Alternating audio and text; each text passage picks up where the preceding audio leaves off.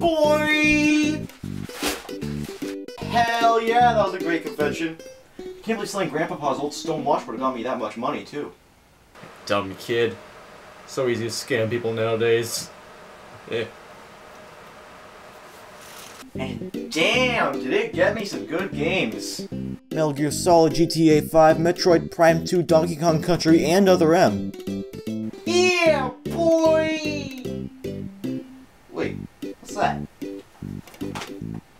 From Russia with Love? I don't remember buying this game. Why was this in my bag? And more importantly, why did they make a game based on a 50-year-old movie? I guess the only way to find out is to play it. And by that, I mean to go into detail about the game's background. From Russia with Love was released on November 1st for the PS2 and Xbox, and then it was released on the 15th for the GameCube. The game was based on a film of the same name, which was based on a book of the same name.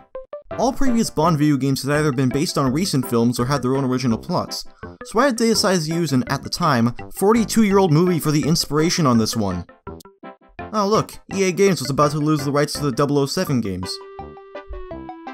Yeah, that's why. So was this game rushed? Or is it redeemable? Let's check it out.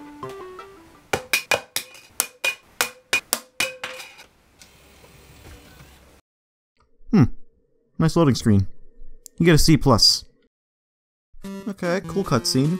It's fancy party time and everyone's got their frou-frou on. And speaking of frou-frou, here comes the man himself, James Bond! But uh-oh, terrorism! Bond is at the party to protect this girl, Elizabeth Stark, because there's been word going around that she might get kidnapped tonight. But I mean, like, I'd hire James Bond to protect me if my name was Elizabeth Stark. Sounds like the richest name in history. Or probably just second richest, closely behind Richie Rich, the richest rich of rich history. Not that one. Try again? There you go, that's the one, that's the one you want. Thankfully though, Bond's here to protect her from any man. But what is a man to a missile? Screw it up, James! You have one job! Too bad. The game is over, Mr. Bond. I think it's just begun.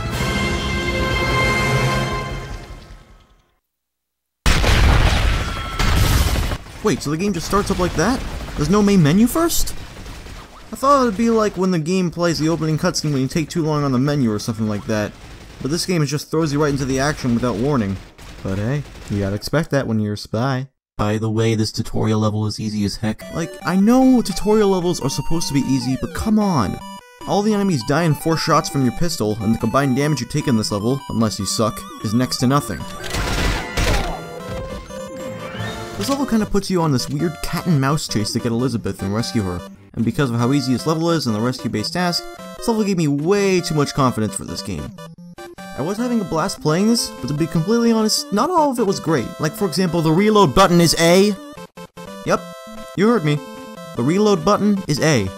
The button that is always assigned to the primary action, opening doors, activating objects, picking up items, is set to reload. You know what the best part is? The button you would most expect to reload, X, is used for rolling, which does nothing at all in combat. Wow! Later on in the level, there's a part where it tells you about something called Bond Focus, which you can use to deactivate enemy radios so they can't alert others. But there's no point in doing it, because the guys he's gonna call, you're gonna end up fighting anyways. So I just shot him. Now there's a part over here where you have to jump across the fancy chandeliers to get further in the level. Press A to jump. Finally! Normal command. The action's simulated. Okay. Why? This is a James Bond game, right? Then why can't I do the jumping myself? Wouldn't that make me feel like I'm quote-unquote part of the adventure? Then at the end you get a jetpack, which was totally not in the movie, and you get to shoot down a helicopter. Man, I don't remember the last time I was this badass since my parents left me home alone for a couple of hours.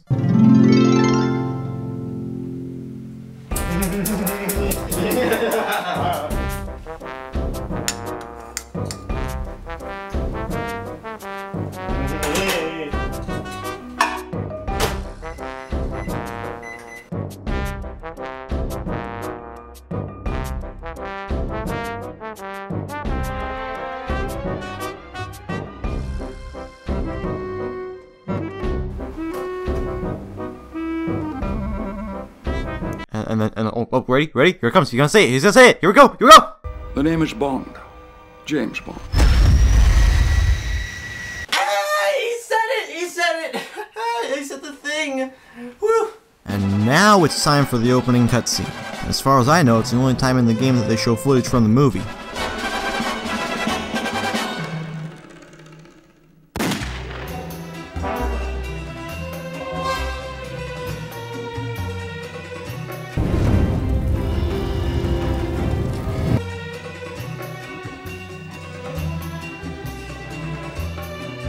And wouldn't you know it, Sean Connery himself actually plays James Bond in this game and provides new lines.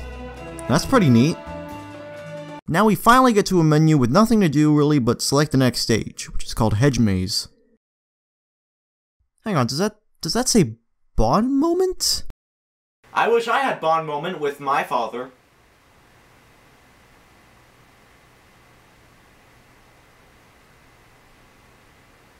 So regarding the level Hedge Maze, I would say it's pretty accurate, but this level is way too linear and it eliminates the feel of a maze.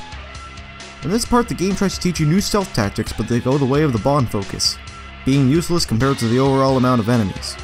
Like for example, the sneaking option lets you sneak up behind an enemy and take him out right there. But since you're still practically invincible at this point, you could just shoot them and it'd be a lot quicker. Or later in the level you get an add-on to your pistol, a silencer. But it does nothing. Silencer did do nothing. In general, this level just comes out as tedious. Walk around, shoot guys, get to the end, and once you get to the end, you got strangled. But it turns out that all along, you were this guy right here. I would have probably said that guy had a family, but look at that stash. Either he's a janitor, a pedophile, or a total jerk. Meanwhile, back at HQ, the real Bond is getting mission briefing on his trip to Istanbul. Before this level ends, you get to go down to the little secret lab room that you get if you press some specific buttons in the elevator. Q here's got some new gadgets for you to check out, but every time you go look at them, they don't work or something crappy happens.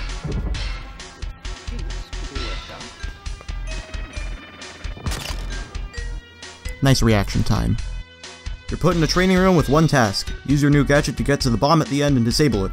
And your gadget of the evening is... a laser watch! The laser watch is sort of interesting. You can use it to fire lasers through glass walls and break locks on doors. But for some reason you freeze in time whenever you use it, and it starts doing damage before the laser even comes up. So normally when you use it, it's supposed to look like this. But thanks to that weird anti-delay, I was able to do this.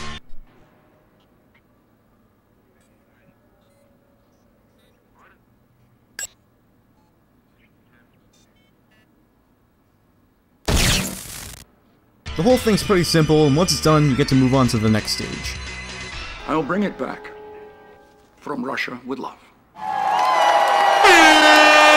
The next level takes place in Istanbul, not to be confused with Constantinople, which had the works. Here's where the game gets a lot more fun. It's time for a driving level, and boy, is it just pure balls to the wall, fast-paced, insane, and fun as hell action. I mean, like, sweet Jesus, just watch this.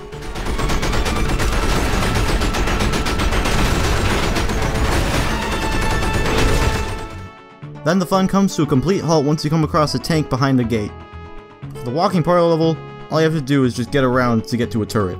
It just takes a while. It's pretty annoying. I didn't like this level. Also, did James Bond ever have a shotgun and start shooting people left and right? I don't remember that. And once this level is done, you get to a very, very obnoxious part of the game. The Station T level. Everything's fine until the moment Bond steps out of the car and then the entrance to the building friggin' explodes. And this guy shows up and says it's the Russians and that they have hostages, so you gotta go in after them. But the only safe way in is locked, so say hello to the newest gimmick, the Q-copter.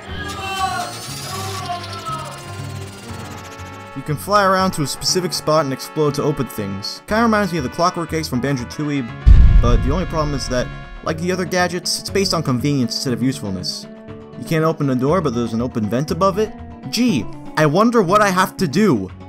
Like, you think of a Zelda game and you think of like, oh, you come to one part and it's kinda hard because you're trying to figure out what item you have to use. But in this game, it's more like the Lego games, where you see something, triggers the thought in your mind to use this item, and then you're done. Switch to a character, you use the thing, switch up your Q-copter, fly in, explode the thing. That's pretty much it. It's useless. But I digress. The level's just very long and dragged out, and while I do like the level's design's imitation of fancy buildings while still providing plenty of space to move around, it's just you returning to the same spot every 2 minutes. Once you've saved all the hostages and disarmed the bombs, a surprise bomb is planted, and because of where I was when it went off, I got to it no problem. And then this guy shows up in his big old helicopter and starts ruining everything. Is it really necessary to shoot everything up? No, not the chandelier! God damn it, we just put that up! This means that the helicopter is our first boss, and you get to use a friggin' rocket launcher! How cool is that? Unfortunately, this is where the game's #1 problem is. The difficulty pacing. Up until now, the game has been moderately easy. I've been taking barely any damage, shooting people left and right, having a mad fun time. But here is where the shift happens.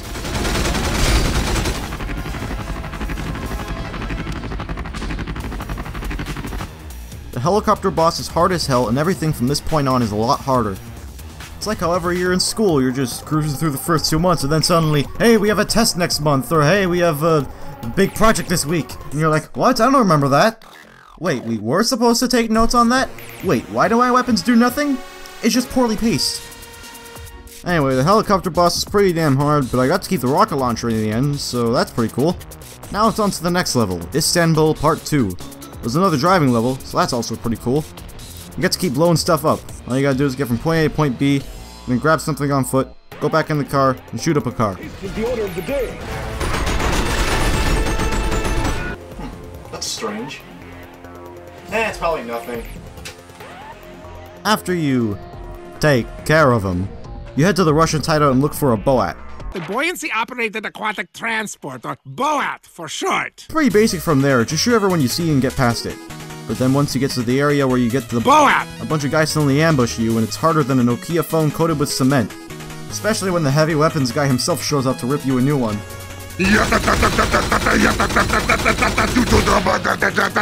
Once everything's done and done, that's pretty much it. You drop the boat into the water, it's on to the next level, underground. And for this one, you might want to grab that Nokia phone from earlier, because this will definitely make you throw something at a wall. This level has you man a turret on a boat the whole time, and during it, way too many people are shooting at you. The turret can't lock onto people, and because the boat's moving, you have to not only zoom in for a better shot, but you have to keep moving the joystick just right to actually hit someone.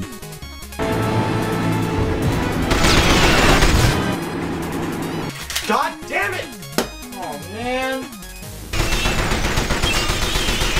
And why does my game keep glitching like this? It's kind of freaking me out. Anyway, I kept dying and my frustration got to the point where I had to switch to easy mode in order to actually beat the level. Once you finally make it to the end, the land segment begins. Your task is to get the Russian blueprints and get the hell out. And to help you with your mission, you've got a new gadget, Sonic Cufflinks, which I didn't need to use at all because like every enemy in the game, you can just shoot them and beat them with it. Like all the other levels, this one's just a point A to point B, so there isn't too much happening aside from all the Soviet flags that are everywhere. After all this crap happens and you get the blueprints, you get a jetpack again and you can just fly out of the level. And it was pretty fun until I got back to the boat area. Everyone's still shooting at you and I almost died on this part. Luckily, I was just barely able to beat it.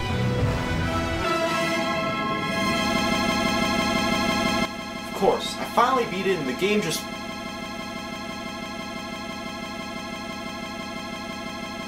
Uh-oh.